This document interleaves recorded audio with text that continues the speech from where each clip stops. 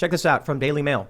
Waukesha massacre suspect Darrell Brooks was convicted for threatening to bomb Nugget Casino in Nevada and is still wanted after failing to appear in court. They charged this guy in 2007 for calling in a bomb threat to the Nugget Casino. He was put on probation after being convicted of conspiring to disturb the peace, a gross misdemeanor, and was banned from the casino. His rap sheet also includes a conviction for, let's just say he was trafficking minors. And I believe he had a child with the minor. I mean, this guy is, we'll try to keep it family friendly here. Not a good guy.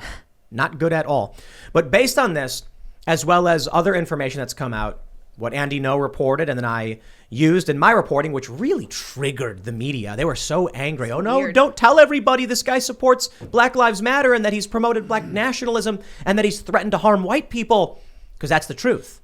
And so if you look at this and you look at Jack Posobiec, you put out the police report. This car was slowly creeping up towards the parade.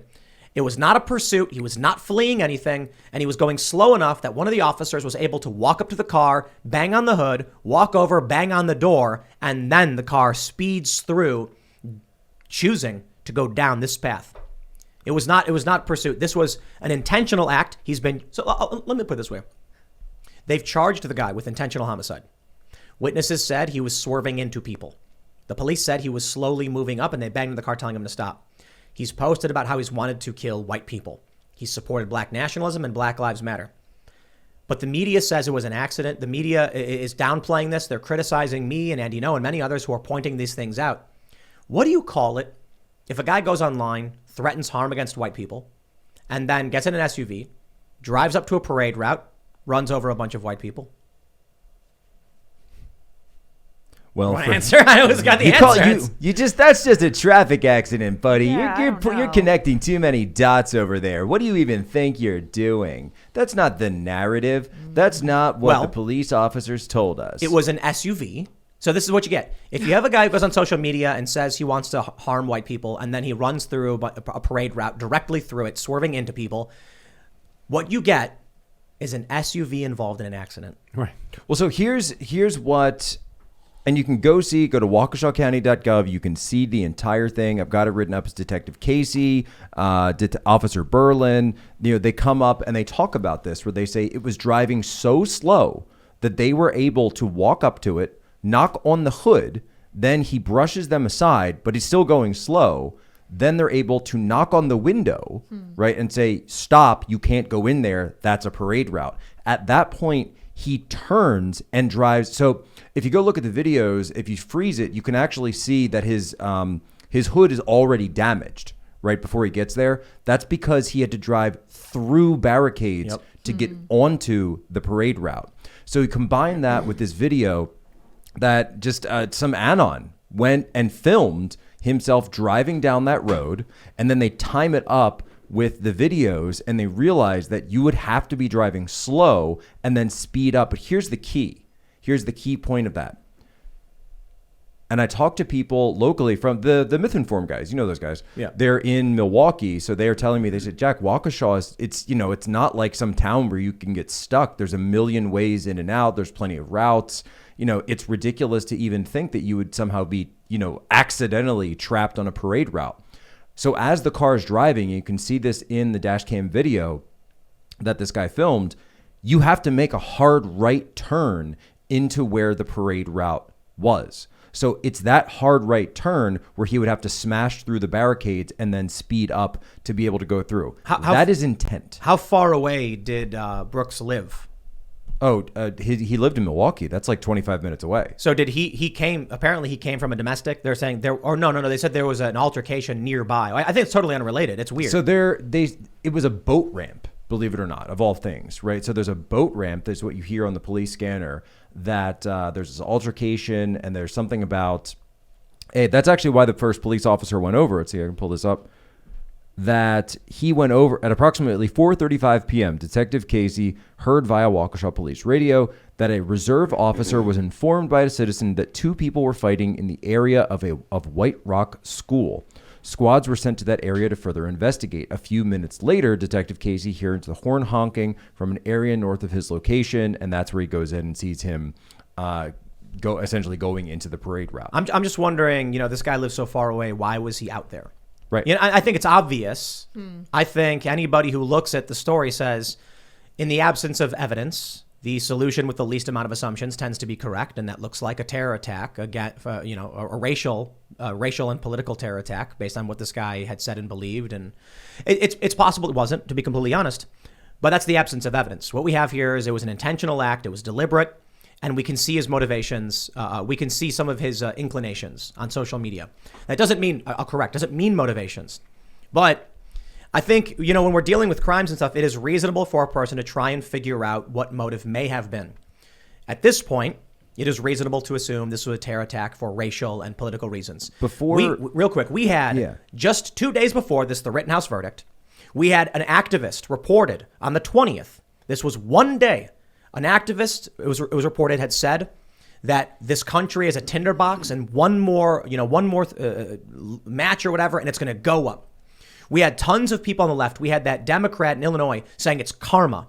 We had activists on Twitter saying they wanted revenge, saying go, to do bad things. And then comes Sunday, a guy who's made posts about harming white people goes and does a bad thing. It's absurd to me to not start with that hypothesis. It's crazy how, if someone...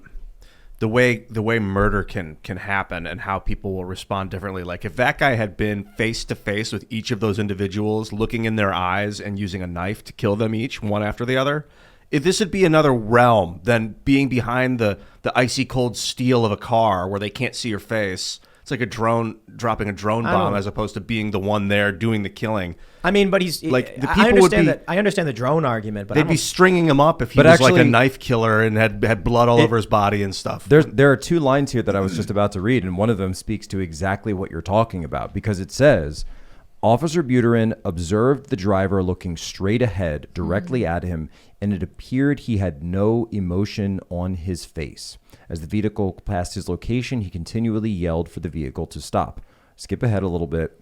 They shot at him, right? They did shoot at him. He heard the vehicle then appeared. So they knew he was preparing to attack these people, and they tried to use deadly force to stop it. Yes. Right. At that point, obviously, they perceived him as an imminent deadly force threat. That's why they fired the shots. Officer Buterin heard tires squeal as the vehicle appeared to rapidly accelerate. The vehicle took an abrupt left turn into the crowd of parade participants. Wow. At this point, it was clear that this was an intentional act to strike and hurt as many people as possible.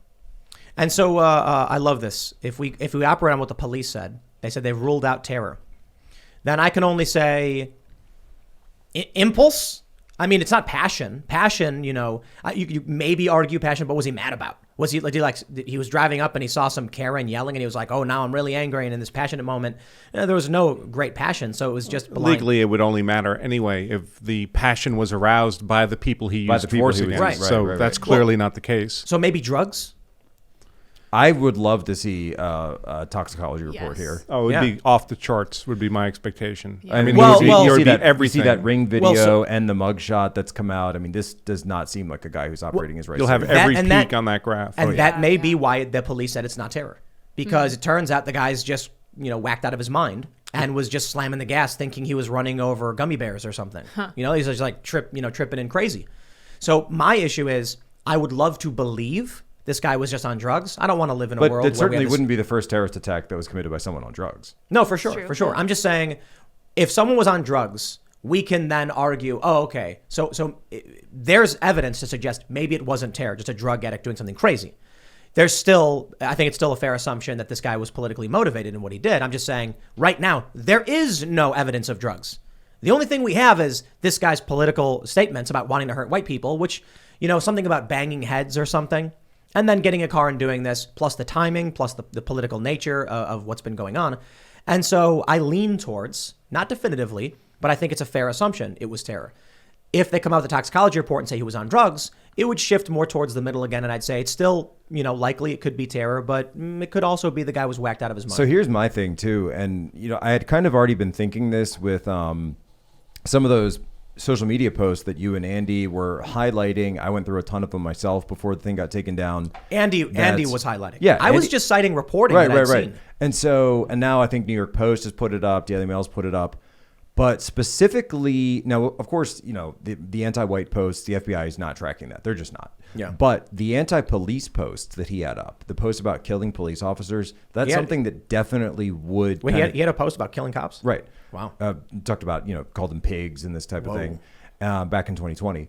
And that's definitely something that would have put him on the radar. So one of the things that I was thinking about reading this was, and of course, in all of these cases, it seems that we always come up to an extent where they were known to the FBI. Subject was known to FBI, right? Yeah. Don't we always hear about this? And so I was wondering, based on those posts, I'm like, yeah, he's probably in a file somewhere because that would have pinged the algorithm.